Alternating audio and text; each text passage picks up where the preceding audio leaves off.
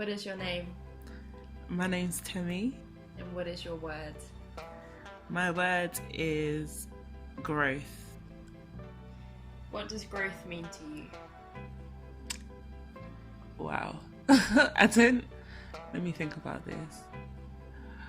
Growth to me, is usually inspired by some type of event or some type of experience that you've had in your life. And being able to come out of that circumstance, whether it's positive or negative, and just kind of see where you were at and then see where you're going. That see where you're going part to me is growth. Being able to understand and see like what you want for yourself in the future. I feel like that's what growth means to me. Overcoming obstacles, and just being in a positive and better space than where you were in the past. So what sort of things have helped you to grow as a person?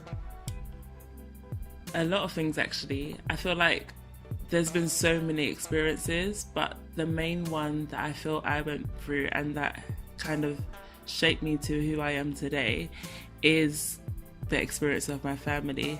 I mean, my mum and dad split up when I was probably about 16, 17.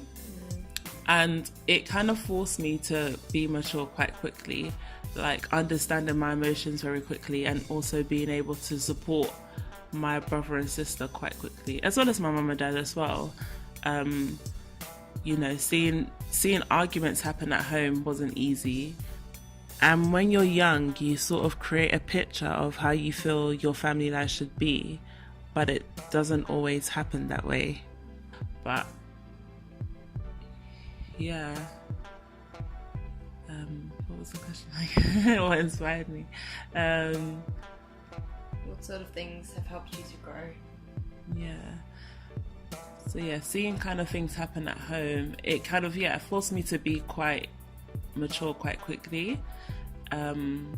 It made me understand relationships a lot quicker as well. Like, oh my gosh, I so don't want to be in this type of relationship, or this is the type of relationship I want in the future, or whatever.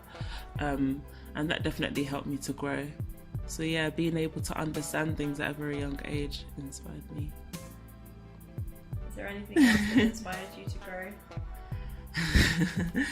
Moving out inspired me to grow. I was in a position where our family home was overcrowded, and I needed to be in my own space because I felt like it was going to be helpful for our relationships and the dynamics of my family. So I moved out into a space in Kensington by myself, and it was probably the biggest shock of my life. I think when you're younger, you always have these ideas of like, when I, grow up, I'm going to have my own house, I'm going to be Miss Independent, do my own thing, I'm going to buy my own car. And when the reality of it comes into fruition, it's kind of daunting. And I think living alone helped me to kind of gather my thoughts. I think for such a long time, I've always been thinking about how other people are doing, but it allowed me to kind of sit down and analyze how am I doing. And I remember one of the first nights that I stayed in here by myself, I literally started crying. I broke down and I cried.